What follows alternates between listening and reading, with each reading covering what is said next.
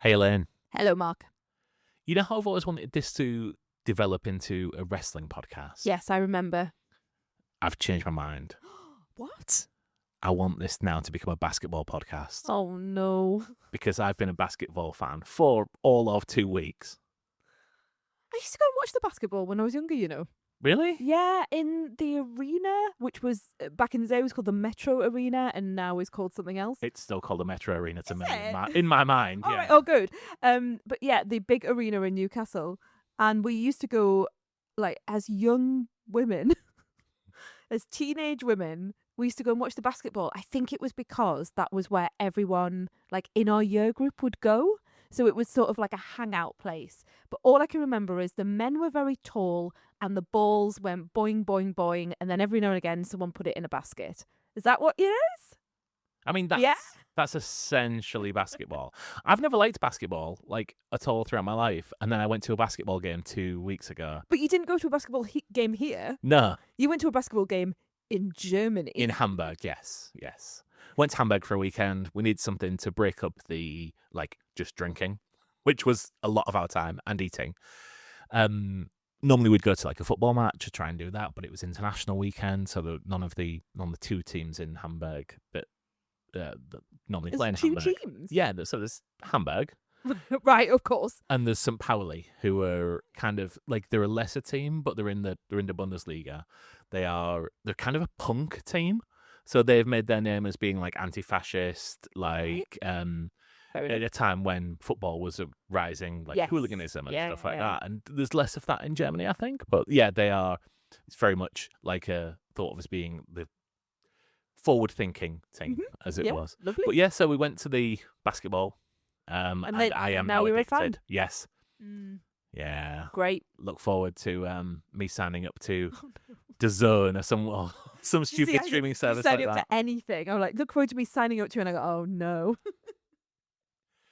This'll pass. It's fine. It will pass. It will pass. Like all the obsessions in this house. It's good that both of us do it because we Yes. have a little habit of you have an obsession about something, I have an obsession about something, and then if we go out for a walk, one of us will just wait for the other one to stop speaking about their obsession and give a little break, and then the other one talks about their obsession, and then we go back and forth. It's great. It's good that you marriage. recognise that because you had a go at me for this earlier on, and I was like, "Oh, and your little book friends that you've got." You didn't say that. You said my internet friends. Yes, because I wanted to be cutting because I was hurt by the fact that you were rolling your eyes over something that you do the same to. I like talking about my internet friends. I like talking about books. What do you mean you don't want to hear all of my ideas for a novel? Let's talk about telly and film, for that is what we do on this podcast. We don't talk about wrestling. We can do. We don't talk about basketball. Yes. God, no. I can get into the wrestling because it's entertainment. I'm not. We're gonna get letters, but I'm just not sure basketball has that same sense of theatre that I'm Literally one of the looking most for. popular sports in the Right, world. okay, let's move on. So TV and film. Let's start with telly, which I'm going to do this time because we haven't really been watching anything together apart from MasterChef The Professionals. Which we've just finished. Which we've just finished. I mean, how many episodes of MasterChef The Professionals are there? I feel like there's been 150 for us to get through. No, I don't think there is that many. There's probably about 30. And we used to do half a night, so the show naturally forms into two parts. So we'd watch the first part one night and then the second part the next night. And that's why we're behind and had to avoid all spoilers, which is easier than you think. Yeah. And then after we found out who won, look them up for many, many hours and bask in the knowledge that we will never be able to afford to have them as a private chef to our house. No. But yeah, MasterChef The Professional has been the only thing that we've been watching together. And we've started Pointless again. So, those sorts of things. But not really podcast territory, though, is it? Not really. Yeah, that's why I'm moving on, Mark. I'm moving on. But I have watched and want to talk about two shows in particular that I've really loved. So I've watched a load of telly recently. But these are the two things that I think people might be most interested in. Do I go for present day or do I go for the past, Mark? Make a choice for me. Which one should I start with first? I don't Oh my God. care. Bong. Present. Okay, so we're going to go for the Pitt. Have you ever seen 24 Hours in A&E, the Channel 4 documentary that does what it says on the tin, where they spend 24 hours in an emergency room? You know for a fact that I have, because you have had it on while I've been in the room. I've never purposefully watched it or intentionally watched it, but yeah, sometimes I see someone who's like bleeding out, and then I just pick up my laptop and just start playing a Sparkle game, something like that. I am a person who loves, I love Casualty, Holby City, anything, like I love Ambulance. Can I just point out, you've literally never watched Casualty or Holby City since we've been together? As a child, I loved Casualty, Charlie Fairhead, Duffy. I know all the names, and I know all the people who've been in it as well. Jonny Briggs' sister was in it as well. So yeah, so all of those things. And Holby City, less so, but it did have some very sexy surgeons in Holby City, which sort of gave it an extra sheen. Don't ask me. Don't even. I'm trying to work out who the sexy surgeons are. Is one the guy from the Torn video? Yes. Is that the one that you thought I was going to say? I'm sure. No, there's another one who is the guy from the 1970s version, or it could be 1980s, of Death on the Nile. Oh, yeah, of course. Of course I know that. Yeah. I know. I've mentioned him in one of my little life writing things before, and I cannot remember his name. Anyway, so lots of people have been in it. Casualty, Holby City. I love Ambulance. Ambulance was in my top 10 TV the Michael Bay film, yeah. No, the TV show last year where it was the Yorkshire Ambulance Service. And so I really, really enjoy medical programs. I have no idea why, but I love diagnosing people in real life. I don't know why I didn't go into medicine, but I don't think I know why. Yeah, I don't think I'd be very good at it. Can you imagine my bedside manner? Oh, look, you're dying. Yeah, I wouldn't be very good Children's at it. ward. Yes, Children's Ward. I used to love Children's Ward as well. But I really, really enjoy medical shows. Who knows why? Anyway, I do. The Pitt, to go back to the show that we're going to be talking about, The Pitt is like 24 Hours in A&E, which is a documentary, but fictionalized. And it also has that 24-hour idea in that every episode is 1 hour of what I'm going to presume is 24 hours in a day. I don't know. So anyway, you're doing an hour. Maybe it's just to be 12. clear, there is 24 hours in a day. Yes, I know, but now I'm thinking maybe there's not 24 episodes. Maybe it's 1 hour of a 12-hour shift. Yeah. You got far with this then. I got really far. Should we talk about ER? Because that might put me on safer ground. Yeah, so I asked, Noah Wiley's in this. Yeah, and I asked, Robbie, is he the same character as he is in ER? Now, I've never seen ER. Just know, all I know about ER is River Song is in it. Yeah. George Clooney. Noah Wyle. The lady with the ginger hair, who I can't remember the name of. No idea. Okay. Goose. Yes, Goose, isn't it? Yes. Oh, Anthony someone. And Eric LaSalle. Just like your soul glow. Yep. So the background to this is that it was the producers of ER and Noah Wiley got together, and I think, I'm not totally oversaying this, but I think that they were looking at almost like a sequel to ER, like what happens next. Noah Wiley's older now, obviously, and what's coming up. Orthodox. The Crichton estate, Michael Crichton, who created ER, are now suing the makers of The Pitt because they are seeing it as an unofficial rebrand. So when you said to me, is it ER? I was like, kind of, but it's not ER. It's different characters. It's a different world. It's in Pittsburgh, but I can understand. Oh, is that why it's called The Pitt? That's why it's called The Pitt. Yeah. I did wonder that. I can understand why they are going down that route because, it's the same people, it's the same actor. And I was really worried about it. I thought, I'm going to watch the first episode and all I'll be able to think of is, oh, it's Noah Wiley's Carter. I'm going to be thinking Clooney's going to come around the corner at any minute for a cameo. He's going to start referencing, his time. He does need the money. Yeah, exactly. And I won't be able to get ER out of my head. It's such a different show. And it's that 24 hours, which it's probably not 24 hours, but it's that hour by hour. And the reason I keep going back to 24 in my brain is because it's like the show 24.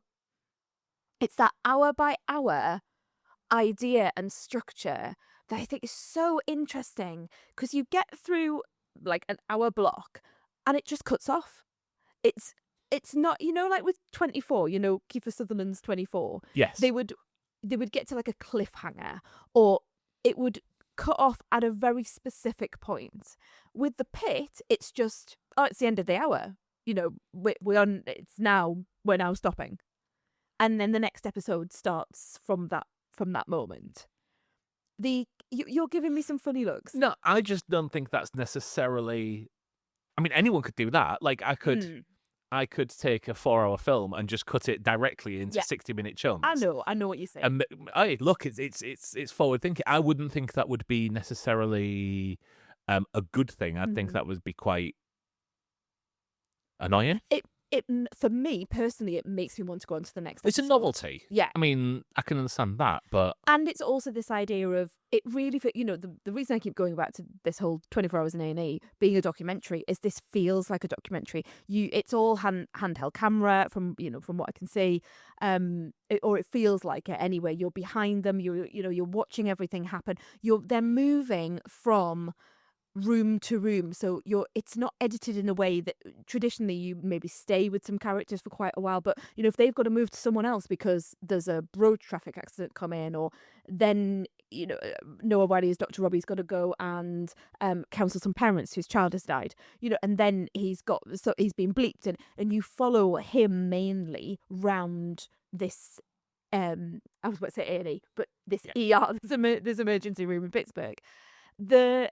I've come to love the characters, not just him as Dr. Robbie, and I really do see him as Dr. Robbie rather than Carter, but all the other sort of the ancillary characters, the young doctor who's really, really good, the interns that are leaving people in the corridor and they are dying because there's nowhere to put them and they've not checked on people who are fainting, and it's a teaching hospital, so you've got a young group of staff who are all learning, but all have these very distinct personalities, and you just get to know them very quickly. And I think that is also the beauty of the show, is we are seeing snippets of these people at work, and instantly you know who everyone is. You know what is going on in their background without them having to articulate it. You get, just through the dialogue and the body language and the way they're all interacting with each other, who's an absolute arsehole, who they all hate at work, who's maybe someone who's like sexually harassing like an intern,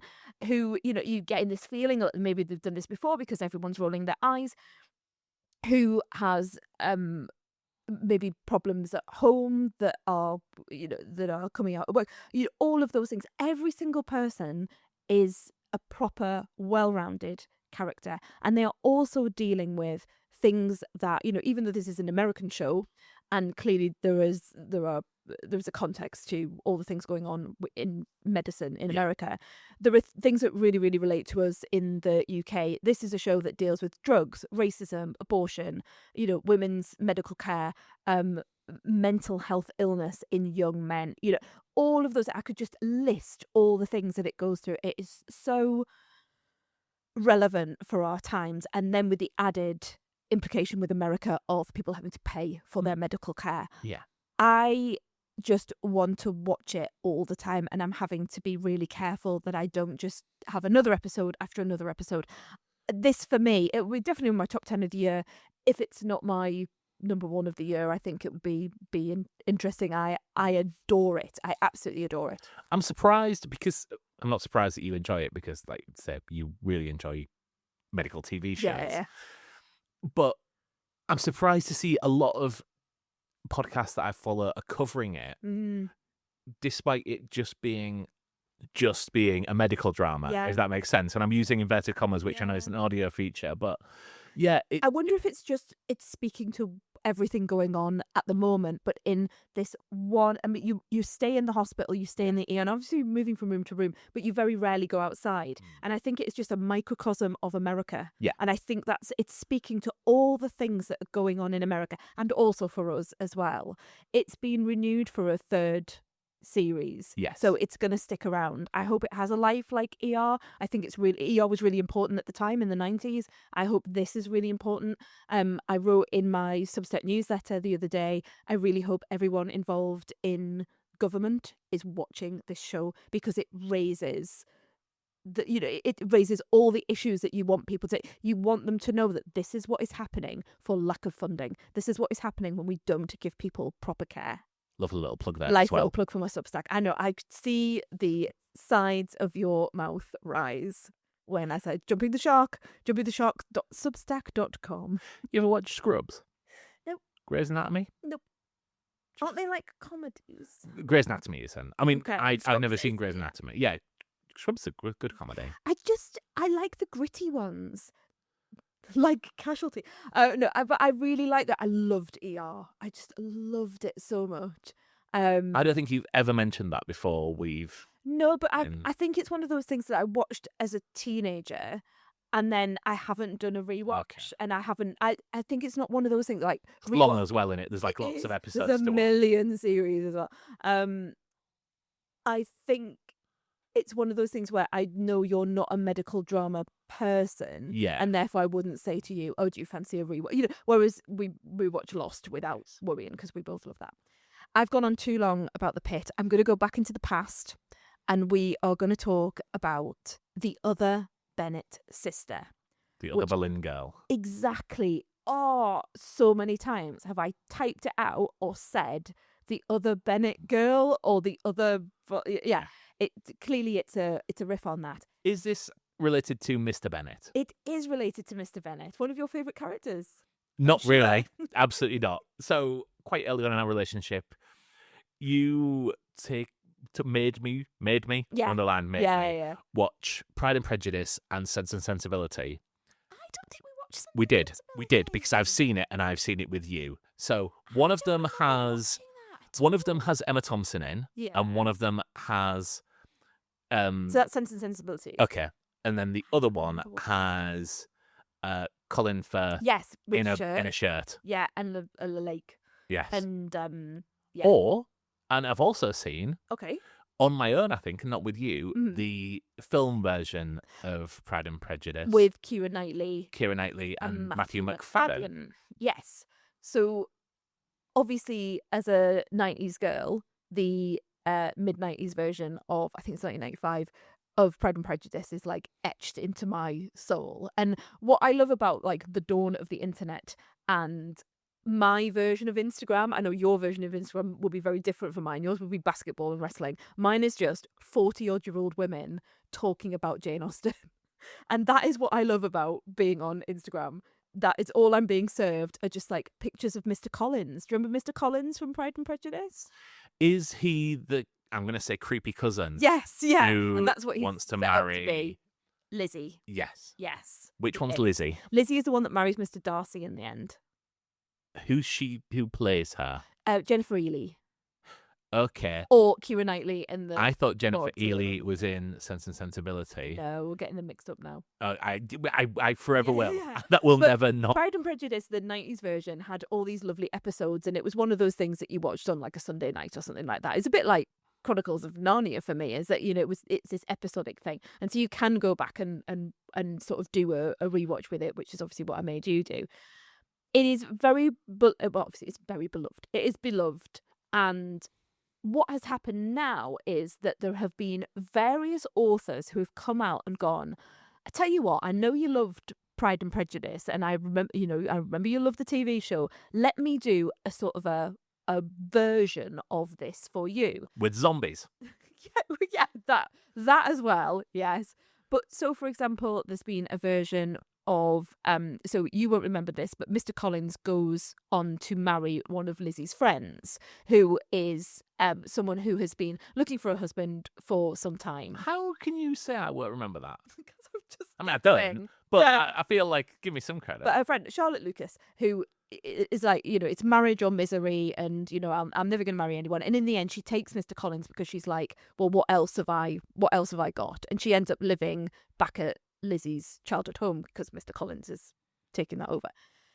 Going into too much detail about Pride and Prejudice. Anyway, so there's books come out now that is called like Mrs. Collins. So what happened to Charlotte Lucas after she married Mr. Collins? There are books that are looking at, you know, what happened to Lizzie and Mr. Darcy once they got married. You know, copyright law's a wonderful thing, isn't it? Yeah. Well, it's all free now. And like you said, the zombies are coming into it, and people are doing all sorts of versions. Winnie the Pooh.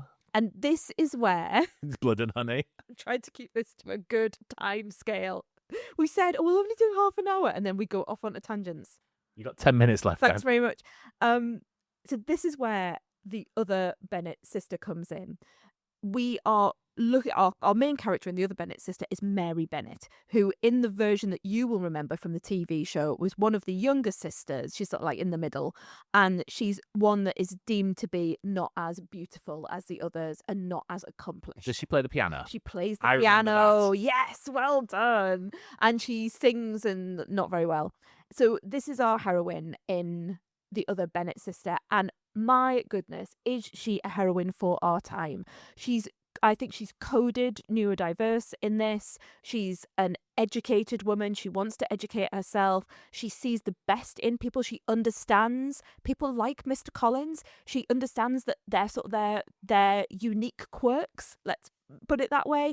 And she can converse with them, because she will say to someone, tell me all about that special interest of yours that you have, and that she will learn about it. And she's such an interesting woman, and someone who you would want to sit next to at a dinner table and have a conversation with, and who is clearly an eligible woman for marriage.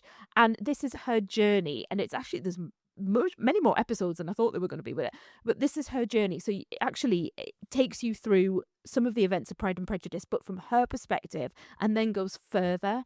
And it's all about what happens when, you know, your mother, for example, in this, Mrs. Bennet, who is very shrill in the Pride and Prejudice one, Mr.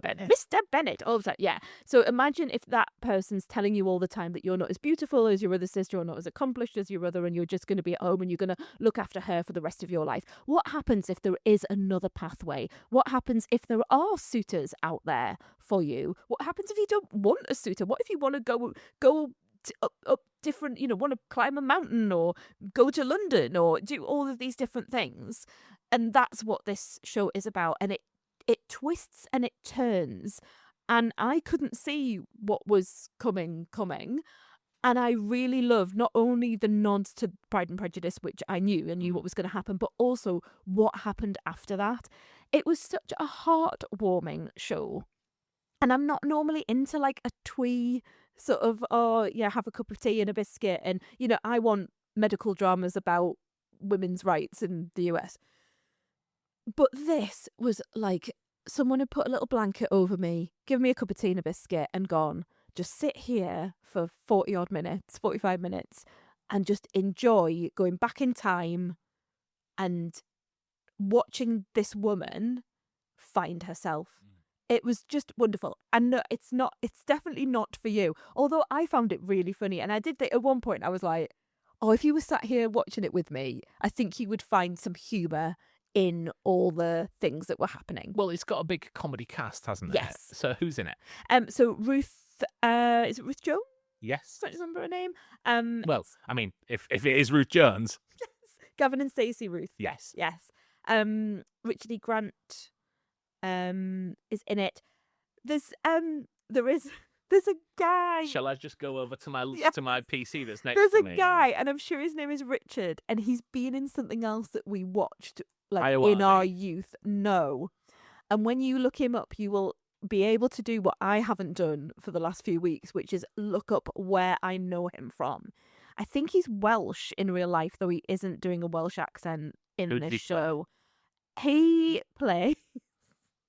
I can't remember his name. He's Ruth Jones' sister in this. Ruth Jones' No, Ruth Jones' brother. Ruth Jones is his sister. He's her uncle. He's Mary's uncle. I'm sure his name's Richard. Richard Coyle. That's it, Richard Coyle. What has he been in? Oh, so it's Jeff from Coupling. That's it. Thank you. And if you were there, sat next to me, you would be like, "Oh, it's Jeff from Coupling." And I just, for weeks, I have gone, "Where is he from? Where is he from?" So he's also in Human Traffic. He's in a lot of different things. And so it is really funny, and peaceful, and a warm hug, and it's just lovely. It's one of those things where I've like been recommended it. I have been recommending it to everyone. So I'm just looking up everything that he's been in now. Great. Including Fantastic Beasts sequel of Secret of Dumbledore. I feel like this is what you would have done if you were sat on the sofa next to me while I was watching it. He was in WE. Okay, good. Do you remember WE? I do remember WE. I didn't watch it. No, nor did I. Yeah, he's in That could be a he's date in the night. Sabrina spin-off as well. Do you remember that half an hour we said we were going to do? Well, I mean, sorry, love, it's been your thing. I've just been like And moving trying to on. ask questions. Okay, so 2 great things to watch on telly, 2 very, very different things. The Pitt for medical drama, the Other Bennet Sister, I'll get there. If you want beauty and peacefulness and a bit of comedy and a warm hug. I've got films. Taking your gimmick, do you want to talk about marriage or space? Space, please. The final frontier. Project Hail Mary. Now, this is an adaptation of a book. Were you aware of the book? No. No, me neither. I'm a bad writer. I did not know the book. It's not necessarily your genre, though. No, it isn't. I mean, I love sci-fi as a film. Yeah. You know, all the films, great, but it's not something I would tend to read. I know a lot of people who've read this who aren't necessarily people who are into books either. So yeah, loads of people have said, "Oh, is that any good?" Because I've really, really enjoyed the audiobook and things like that. So it's clearly reached a crossover audience. Okay. Having said that, I hadn't heard of it. So I think this is both these films are films that benefit from knowing as little as possible when you go into them. Fair enough. I will do the first 5 minutes of the film. Ryan Gosling wakes up on a spaceship, doesn't know why he's there. The rest of the crew are dead, aside from a hologram of his former roommate and a life form based off his cat that had stowed away. This is very detailed for the first 5 minutes. Well, that's not real. That's the first episode of Red Dwarf. Oh, you know what I was thinking? I was thinking, God, this is not like the trailer I've seen. I think you've given a huge amount away that he's woken up and he's all of his friends are dead. Oh, Mark. Oh no, You've never seen Red Dwarf, have you? I have. I've seen Red Dwarf, but clearly not enough for it to implant in my brain and go, this is a joke that my husband is saying to me. Okay, right. So Ryan Gosling does not wake up on a spaceship, is what you're saying? No, he does. Oh, he does. Right. And he is the only living member of crew on a spaceship. Oh, okay, right, okay. But the bit about the cat was the joke. That is from Red Dwarf. Thanks. That's Danny John Jules from Red I know Dwarf. Explaining the joke makes the joke really, really fun. And there isn't a hologram of his roommate. Okay, that was an interesting. With an H Arnold on his Gemmer, head. played by Chris Barry. Okay, right. So he's in space. Yes, Is what you're saying. he has no memory, so his memory comes back during the film, and we see him recalling why he's there. Early on, we find out he's a teacher. So not someone who would normally be put up into space. He's a science teacher. And we find out that there is something that is happening that means our son does not have long left in this world. So, and if you've seen the trailer, which I have, you will know more than that, because in my view, A, the trailer looked absolute crap, and B, the trailer gave so much of the film away that I was like, I'm not going to see this. For both those reasons, I was like, it looks shit and I know what's going to happen in the film. I am happy with the knowledge that you've just given that little summary. Yeah. And it feels like maybe the trailer was sending me off on a tangent. Yeah, you don't know what happened, and this film isn't shit. Okay. So you were wrong on both counts. Well, I'm happy. I'm happy because when I first saw it, I was like, oh. And then everyone's going, "Well, it's the film of the year," and I'm like, "Is it? Am I really that far off?"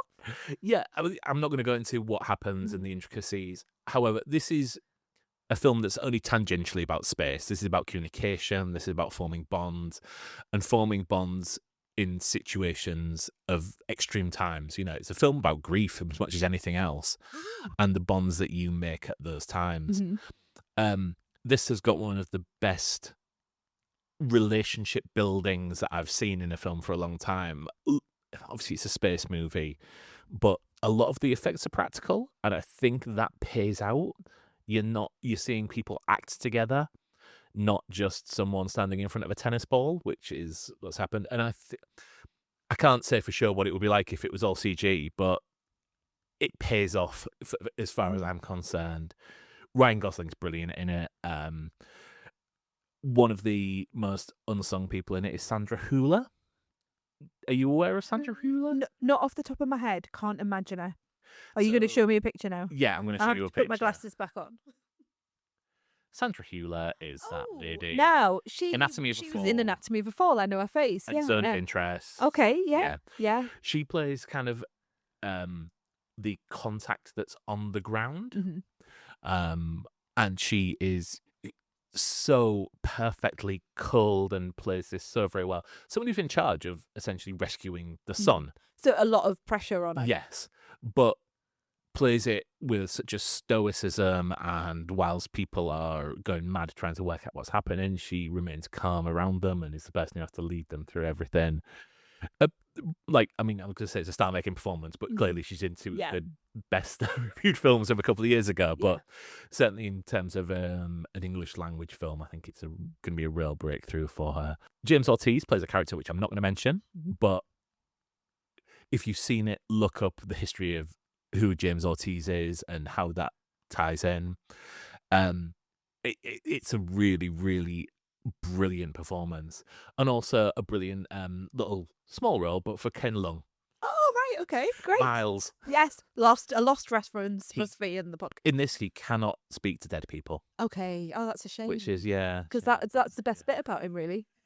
And also his snarky personality, I enjoyed in Lost. Yeah. I think you would really enjoy this film. Yeah, despite your feelings on the... I'm more inclined to see it. I tell you what, I might go on a bit of a sci-fi thing because Spielberg's Disclosure Day is coming up as well. I think that comes out in June. Yes. And I'm very excited about that because it's given me Close Encounters vibes, and I really love those early Spielberg sci-fi. So I'm more inclined to sort of get my sci-fi back on again. I think it looks... I'm quite excited about that too. I've seen the trailer and it looks really, really good. So yeah. And it's Josh O'Connell who is... O'Connor. Josh O'Connor, who is probably one of the best British actors working right now. And Emily Blunt, who is brilliant in everything that she does. So there's just so much. And Spielberg. Can direct a couple of films, can't we? Films. And Hook. Yeah. I love Hook. Don't have a go at Hook.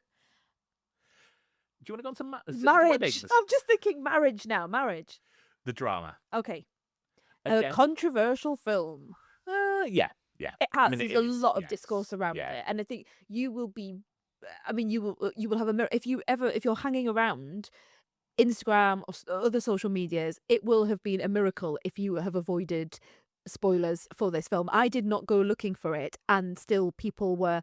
I'm going to call it out. Dickheads were videoing, like recording parts of this film and putting it up on their social media. Like, is that what we do? And I went to the comments expecting like, I'm going to get my popcorn out. Yeah. Because everyone's going to be having a go at them. No. Oh, brilliant. Oh, I love this bit. Blah, blah, blah. Oh, have you got any more? Like, what is wrong with the world? Anyway, side note on that one. But this has had a lot of controversy around it. I understand that some star ratings are very high. I understand that there's some publications that have given it a very low star rating. So it's really, really caused consternation. I know people who've given it 5. I know people who've given it 0. Yeah. Again, a film that benefits from knowing as little as possible about it.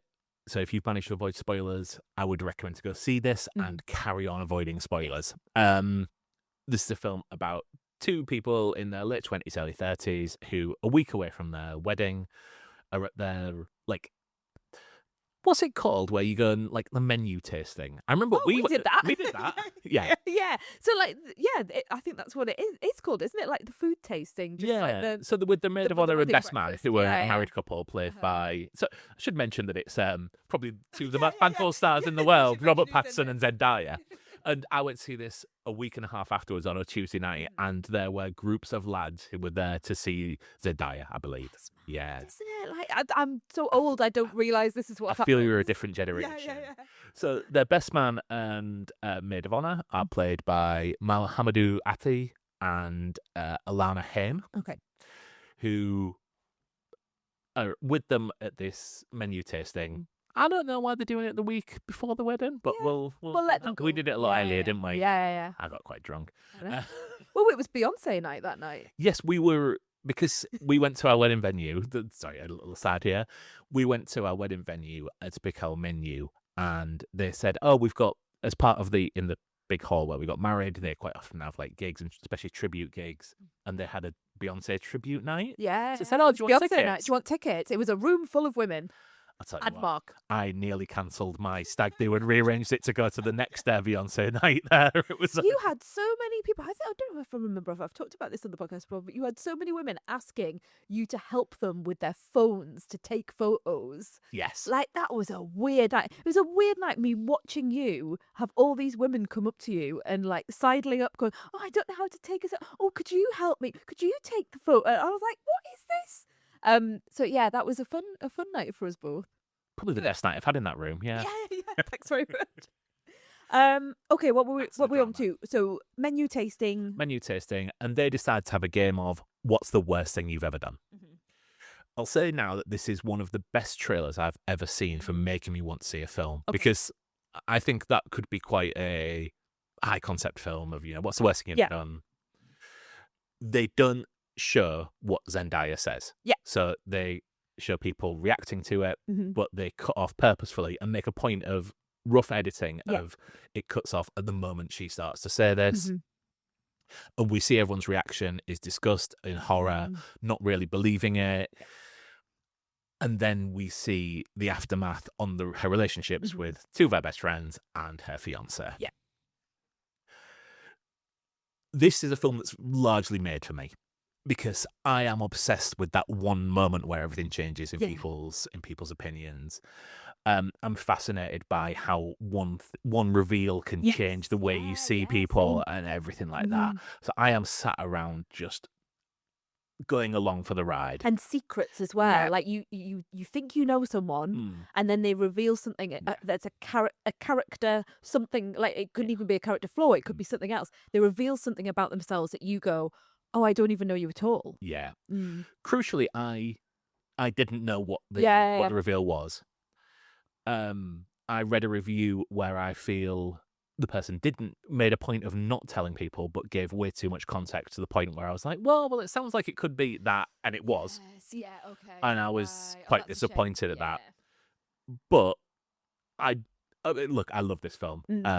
It's a high 4-star for me. Maybe not my film of the year, although it might regret that because it stayed with me as well. Yeah.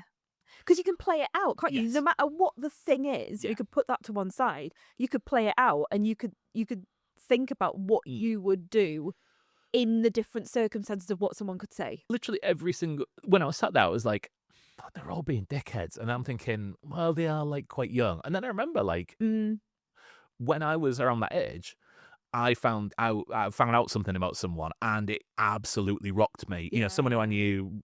I'd only just met, but thought I was getting to know and things like that, and it absolutely rocked me. And it took me a good couple of weeks to get over it, and no longer speak to that person because I didn't have any bad intentions, but it affected the relationship. So we couldn't go forwards. Zendaya and Robert Pattinson are, I would say, giving career best performances in this, and the way that they're reacting is so readable on the subtextual level. You know exactly what they're saying with their eyes, even if their mouth is saying differently. You never once wondering what's happening. I think Alana Haim she's a really good actress. I think she's playing it a little bit more obvious, but I think that is in the context of the film. Yeah. I think Mamadou Athie is not an actor that I've really come across. I know he's in one of the Jurassic World films. Oh, is he? Yeah. But I think he's really, really good in this. Really stands out. It's largely a forehand. I mean, there's other people in there. I mean, I spent all the film going, who the fuck is their photographer? Who is it? And it's Kerry from Succession. Right, okay. Yeah, okay. But in a very different role, in a very smiley, like, you can imagine, like a jolly... Because she'd go to take some photos, and these people have just found out this out about each other, and so Robert Pattinson can't smile because he's processed it. Yeah, okay, right, fine. This is a brilliant film. I think a lot of people have criticised it, like you say, for belittling the subject matter. I think it goes into it in a great amount of depth and looks at not just what happens, but why these things occur in the world. I think you would really enjoy this, even knowing Yes, The Secret. Because I do know it because I went and looked it up, which is my bad. But I listened to so many reviews. I knew I wouldn't go and see it at the cinema. I knew I was probably going to be spoiled, and I just thought, you know what, I'm just going to find out. I also, with my sort of my trauma brain on, often I need to know just in case it's something, even if. And that's not to say that it isn't that something.